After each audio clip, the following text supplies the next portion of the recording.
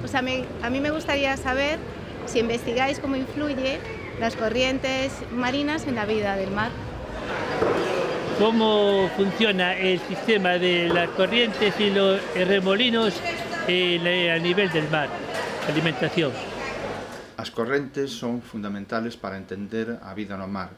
Estas transportan nutrientes, transportan fitoplancton, que xunto coa radiación solar son os responsables da fotosíntese, que é o primeiro paso que sostén as cadeas tróficas marinas.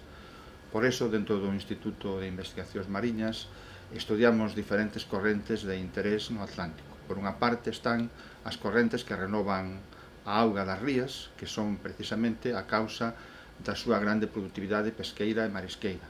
Tamén nos interesan correntes de dimensión maior, como pode ser a corrente de Canarias, que ao encontrarse coas illas forma remuíños que se soltan desa corrente e crean ecosistemas propios que se manteñen separados dela durante meses.